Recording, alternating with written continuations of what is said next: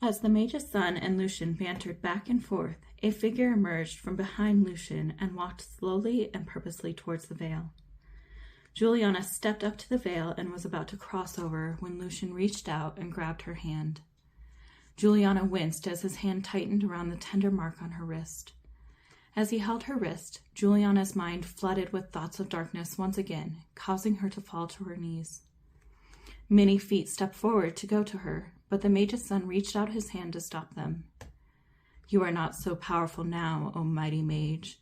Not now that I have one of your precious daughters of light within my deadly grip," Lucian sneered as he tightened his grip on Juliana's wrist, bearing into her the darkness that dwelt within through the mark on her wrist. Her family watched as Lucian knelt and whispered in Juliana's ear, "You will never cross this line again, and you know it. You know you are not a child of light. Your soul is imbued with darkness, which has made itself known by the marks on your skin. How can one truly be a child of light when one is so marred from within with darkness?" he hissed, as he wrenched Juliana's wrist, causing her to cry out in pain. "You don't belong to that world. You never did. All those things your parents said to you to make you believe they accepted you were lies. They hated the darkness in you, so much so they were willing to marry you off to the first noble knight that would take their pitiful daughter's hand in marriage, just to save her from the darkness.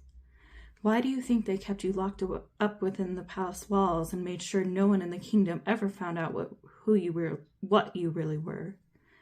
They were ashamed of their daughter of darkness and afraid the kingdom would rebel against them if they ever found out what a dark spirit dwelt within the palace of the king and queen of light."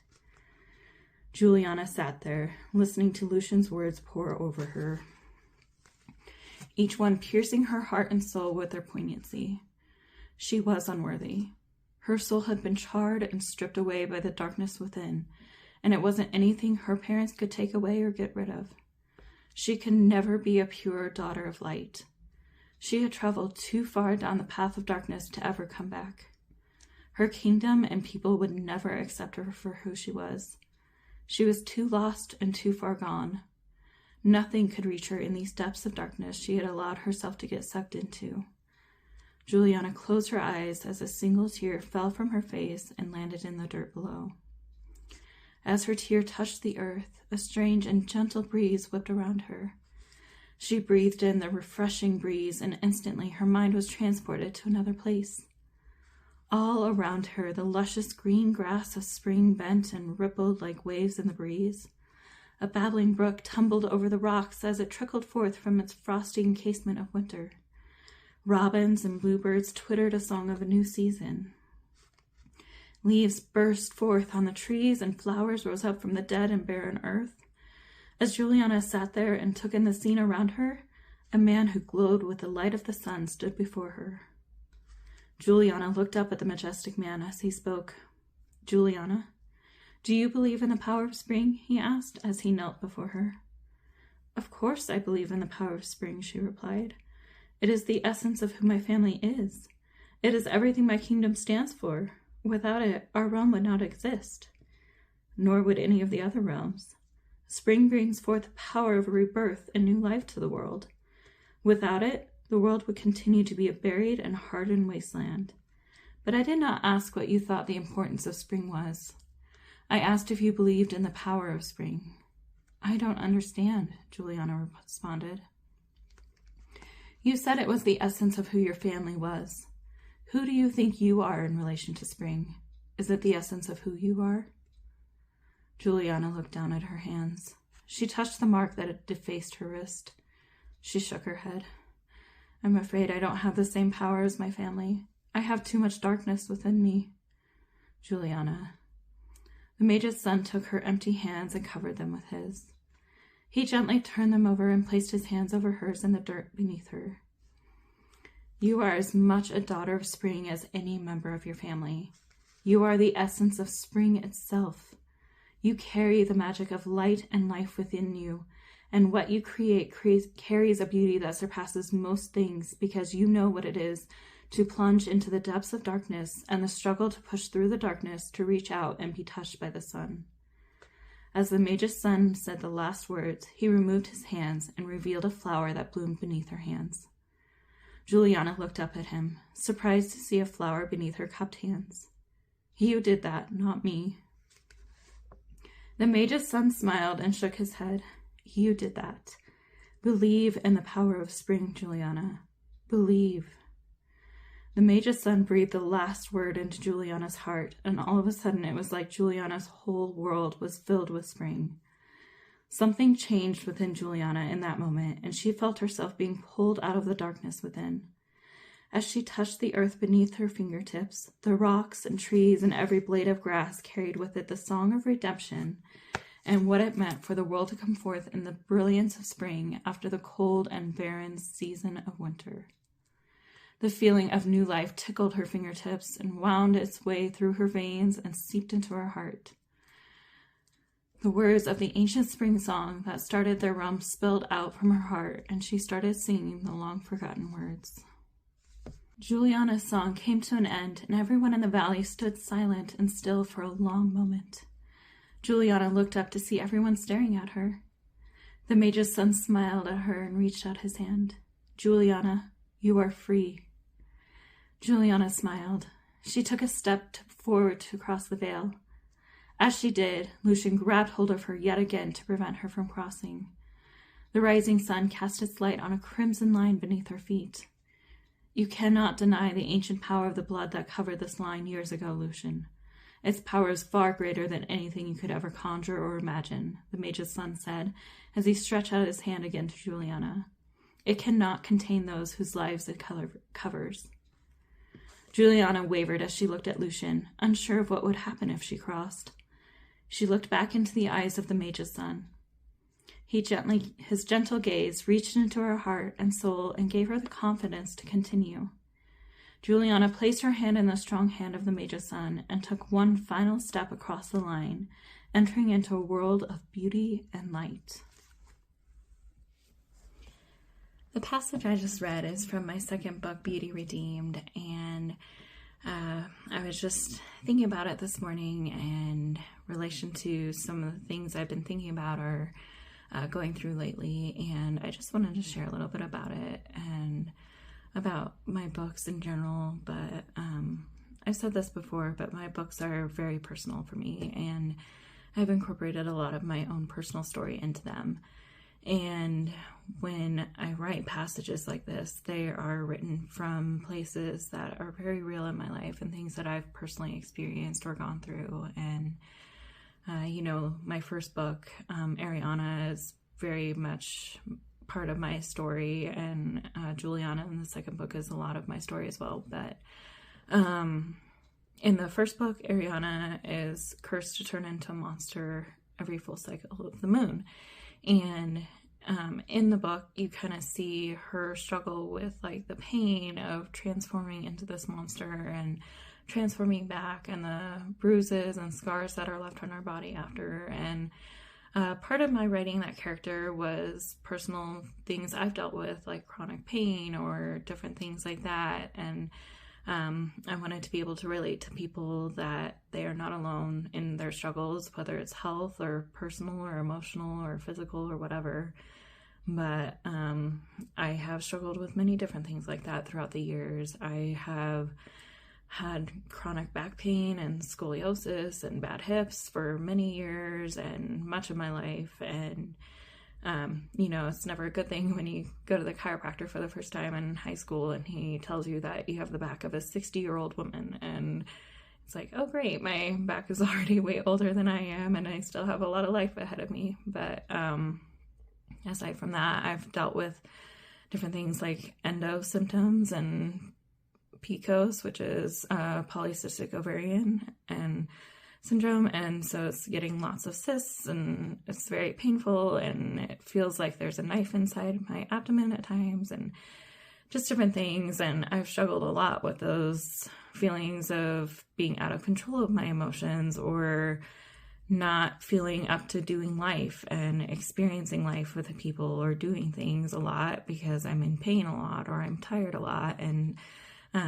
writing Ariana, I wanted to convey that to a lot of people, that you're not alone in your struggles, and I know what it is to go through those struggles. And sometimes when we go through those, we don't feel like ourselves. We feel like monsters. We feel unlovable. And I have had the thoughts of, how am I going to take care of a family in the future if I can't even take care of myself, or different things like that, And sometimes you don't want to be a burden to other people either when you're struggling with that stuff. So for me personally, I tend to pull into myself and not let other people help me or be there for me when I'm in pain or need help. And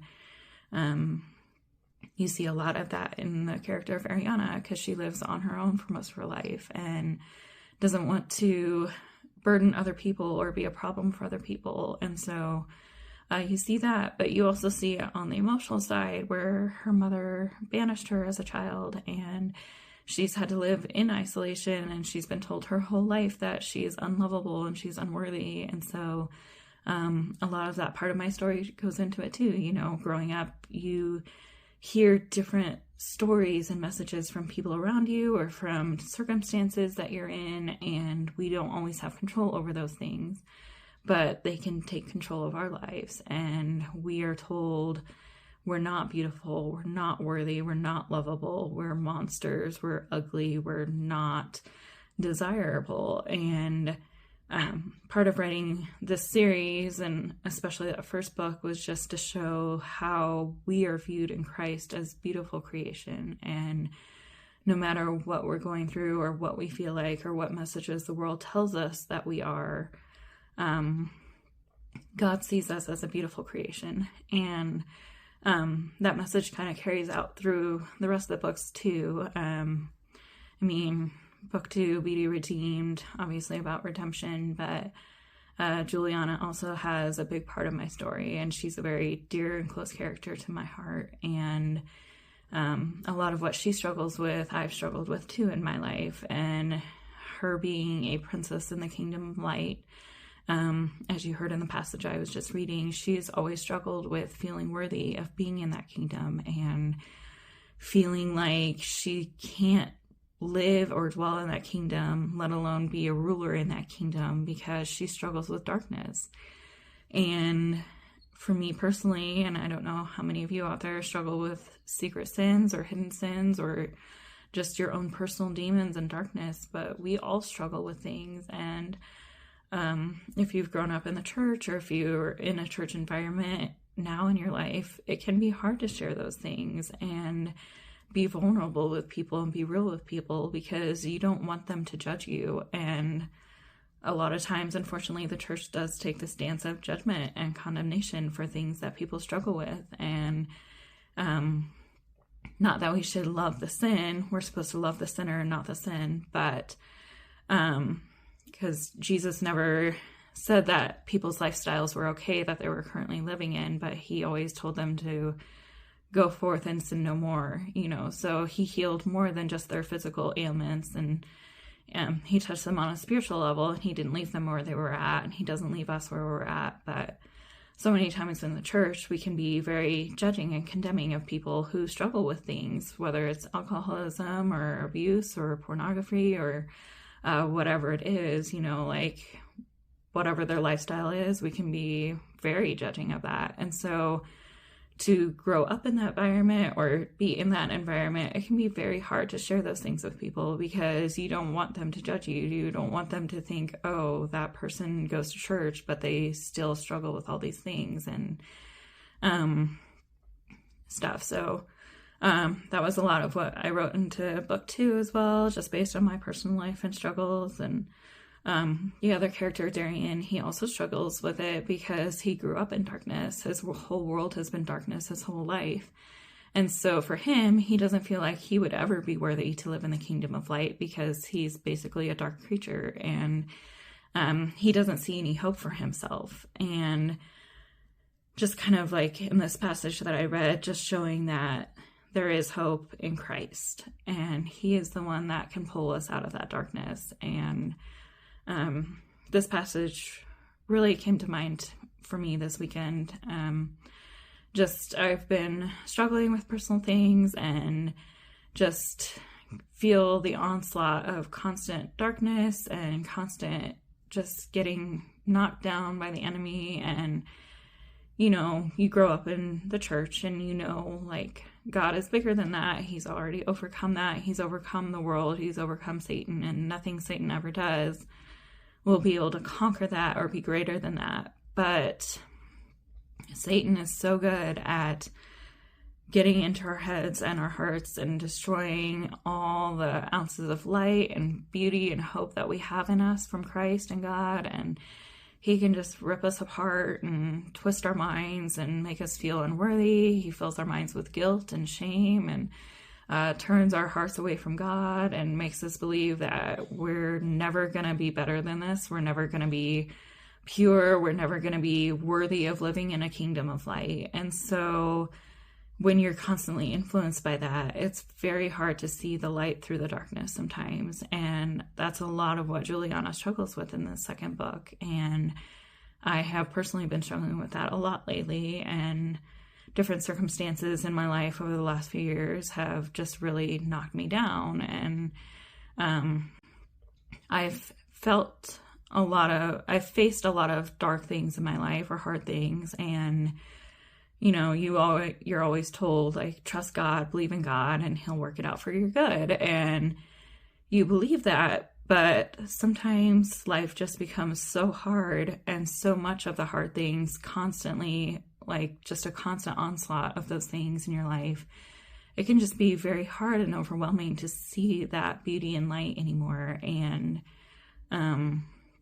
we were actually talking about in our Bible study this last week, about one of the Psalms from David when he was just in the depths of despair and just being in that dark place and feeling like God's abandoned him, and how his enemies are just surrounding him constantly and he can't break free of this. And his bones hurt from crying and his couch is wet with tears. And I've related to that passage so many times in my life. And I love that God allowed David to be vulnerable with his emotions and put those emotions out there for the world to see, because it is encouraging to me to see that and to know this great and mighty man of God, who is known as a man after God's own heart, also struggled with feeling abandoned by God and feeling like he wasn't there and he couldn't always feel him. And he also succumbed to temptation and did things he should have never done. And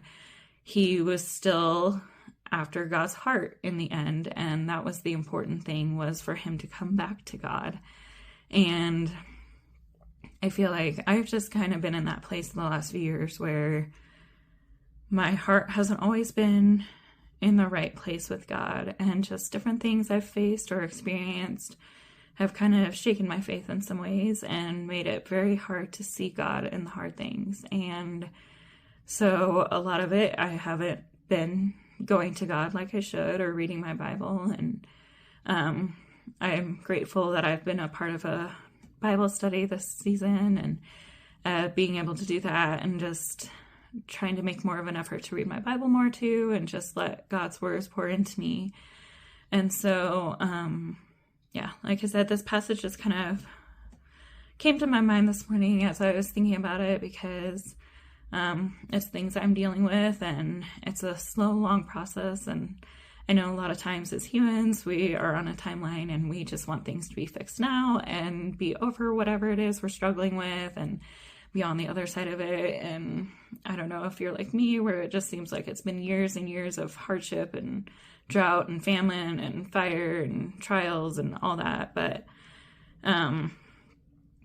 to be reminded of that hope that we have in God, and the long, slow process of being drawn back to him, which I'm going through right now, but just being reminded of that freedom that we have in God. And he never did abandon us. He has never abandoned us, and he never will. He loves us so much that he died for us and made a way for us to live with him forever in heaven.